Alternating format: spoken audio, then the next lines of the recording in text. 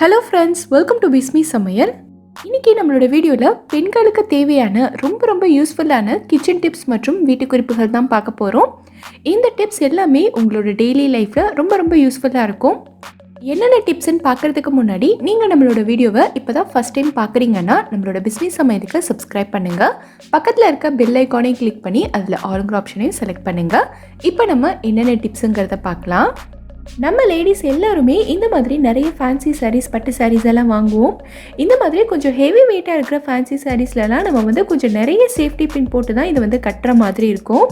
இந்த மாதிரி சாரீஸ்லலாம் நம்ம ஊக்க வச்சு குத்திட்டு அதை மறுபடியும் கலட்டும் போது அந்த ஊக்கு சேலையோடய நல்லா மாட்டிக்கும். இந்த ஊக்கை நம்ம எவ்வளோ தான் மெதுவாக எடுக்கிறதுக்கு ட்ரை பண்ணாலும் நம்ம சாரீ கண்டிப்பாக டேமேஜ் ஆயிரும். சாரியில் ஓட்டை விழுகிறது, நூலை எடுத்துக்கிட்டு வர்றது, இந்த மாதிரி பிரச்சனைகள்லாம் இருக்கும்.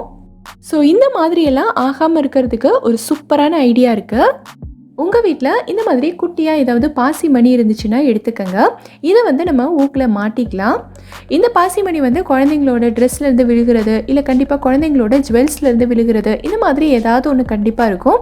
இதை எடுத்து நம்ம ஊக்கில் மாட்டிக்கலாம். இப்போது இந்த ஊக்கை நம்ம சாரியில் பின் பண்ணும்போது கண்டிப்பாக ஊக்கோட முனை சாரிக்குள்ளே போகாது. இதை நம்ம கழட்டும் போதும் ரொம்ப ஈஸியாக கழட்டி எடுத்துடலாம்.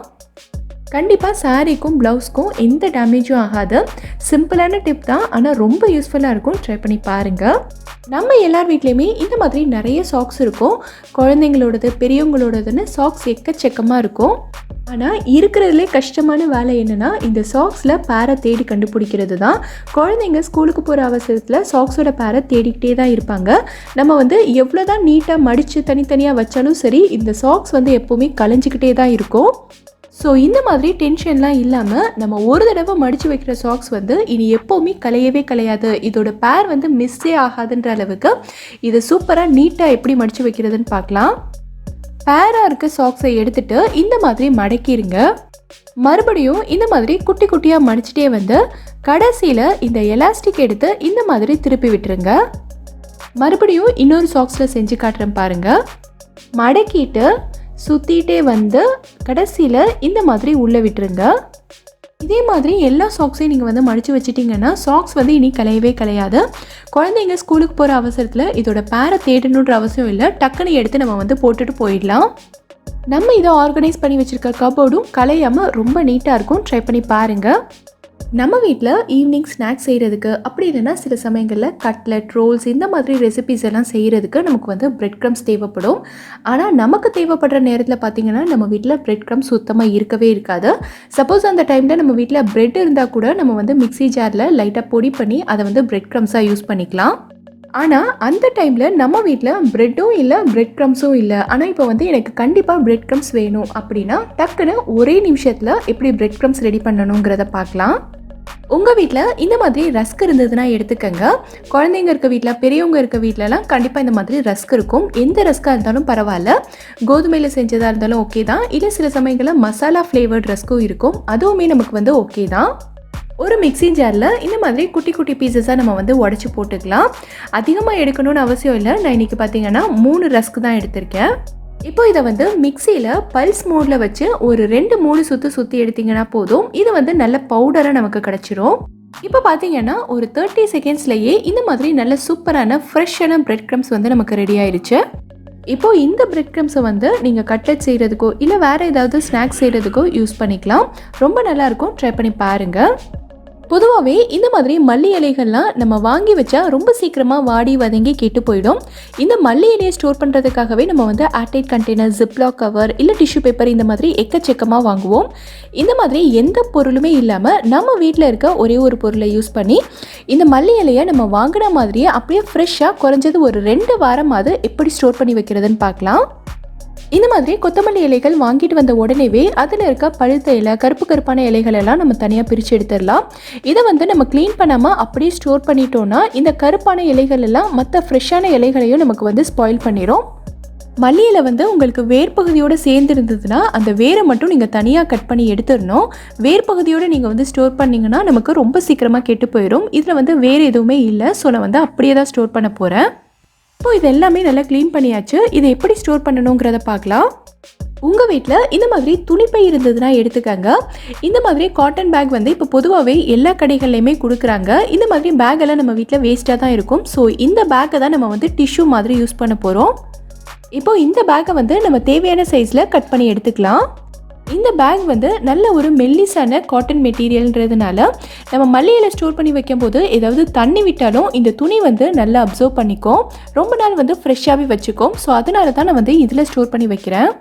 இப்போ பார்த்தீங்கன்னா நான் வந்து இந்த மாதிரி சைஸில் 2 பீஸ் கட் பண்ணி எடுத்திருக்கேன். உங்களுக்கு தேவையான சைஸில் நீங்கள் வந்து கட் பண்ணிக்கலாம். இப்போ இதை வந்து இந்த மாதிரி மடிச்சுட்டு நீங்கள் ஸ்டோர் பண்ணி வைக்க போகிற டப்பாவில் அடியில் வச்சுக்கோங்க. அடுத்து நம்ம க்ளீன் பண்ணி வச்சுருக்க மல்லி இலையை இதில் உள்ளே வச்சிடலாம். நம்ம கட் பண்ணி வச்சுருக்க இன்னொரு பீஸ் எடுத்து இந்த மாதிரி மடிச்சுட்டு இதை வந்து டப்பா மேலே வச்சிடலாம். ஸோ இந்த துணி வந்து நமக்கு டப்பாவோட மூடியில் ஏதாவது தண்ணி சேர்ந்தாலும் இது வந்து நமக்கு நல்லாவே அப்சர்வ் பண்ணிக்கும். மல்லியில் மட்டும் இல்லை, நீங்கள் வந்து புதினா, கருவேப்பிலை, பச்சை மிளகாய் இல்லை மற்ற காய்கறிகள் எதுவாக இருந்தாலுமே இதே மாதிரி ஸ்டோர் பண்ணி வைக்கலாம். ரொம்ப நாளைக்கு கெட்டு போகாமல் நல்லா ஃப்ரெஷ்ஷாகவே இருக்கும். ட்ரை பண்ணி பாருங்கள். இப்போது அடுத்த டிப் என்னங்கிறத பார்க்கலாம். இந்த டிப் வந்து நம்ம வீடியோவோட கமெண்ட்டில் ஒரு சிஸ்டர் கேட்டிருந்தாங்க. அரிசி மாவு, கோதுமை மாவு இந்த மாதிரி மாவு வகைகள்லையும் பருப்புகள்லையும் சீக்கிரமாக வண்டு, குட்டி குட்டி பூச்சிகள்லாம் வந்துடுது. அது வராமல் இருக்கிறதுக்கு என்ன பண்ணணும்னு சொல்லுங்கக்கான. எந்த மாவு வகைகளாக இருந்தாலும் பரவாயில்ல, இதில் வண்டு வராமல் இருக்கிறதுக்கு நம்ம தனியாக கடையிலேருந்து பொருட்கள் வாங்கி இதில் வந்து போட்டு ஸ்டோர் பண்ணி வைக்கணுன்ற அவசியம்லாம் இல்லை. நம்ம வீட்டில் எப்போவுமே இருக்கிற பொருளை கொஞ்சமாக இதில் வந்து சேர்த்தா போதும். எந்த பூச்சி, வண்டு எதுவுமே வராது. ரொம்ப நாளைக்கு நல்லா ஃப்ரெஷ்ஷாகவே ஸ்டோர் பண்ணி வச்சுக்கலாம். இன்னைக்கு வந்து மிளகு தான் எடுத்திருக்கேன். இந்த மிளகுலேருந்து கொஞ்சமாக ஒரு 7-8 அளவுக்கு எடுத்து இந்த அரிசி மாவில் நம்ம வந்து கலந்து விட்டுறலாம். இந்த குவான்டிட்டிக்கு நான் வந்து ஒரு 7-8 மிளகு தான் சேர்த்துருக்கேன். உங்களுக்கு வந்து அரிசி மாவு அதிகமாக இருந்ததுன்னா நீங்கள் இன்னும் கொஞ்சம் மிளகு சேர்த்துக்கோங்க. சேர்த்துட்டு இந்த மாதிரி நல்லா கலந்து விட்டுருங்க. ஸோ இந்த அரிசி மாவில் இனி வந்து வண்டு, பூச்சி எதுவுமே வராது. இதே மாதிரி நீங்கள் வந்து மிளகுக்கு பதிலாக பிரியாணி இலை கூட சேர்த்துக்கலாம். இந்த குவான்டிட்டிக்கு நான் வந்து 2 பிரியாணி இலை சேர்த்தாலே போதும். உங்களுக்கு குவான்டிட்டி வந்து அதிகமாக இருந்ததுன்னா நீங்கள் இன்னும் 2 பிரியாணி இலை சேர்த்துக்கோங்க. மிளகு இல்லை பிரியாணி இலை ஏதாவது ஒன்று சேர்த்தாலே போதும். இந்த மாதிரி நீங்கள் செஞ்சு வச்சிட்டிங்கன்னா உங்களுக்கு அரிசி மாவாக இருந்தாலும் சரி இல்லை மற்ற எந்த மாவாக இருந்தாலும் சரி எவ்வளோ நாள் ஆனாலும் வண்டு, பூச்சி எதுவுமே வராது. ட்ரை பண்ணி பாருங்கள். நம்ம எல்லார் வீட்லேயுமே காய்கறி கட் பண்ணுறதுக்கு இந்த மாதிரி ஒரு கட்டிங் போர்ட் கண்டிப்பாக இருக்கும். சில வீட்டில் 2-3 கூட வச்சுருப்பீங்க.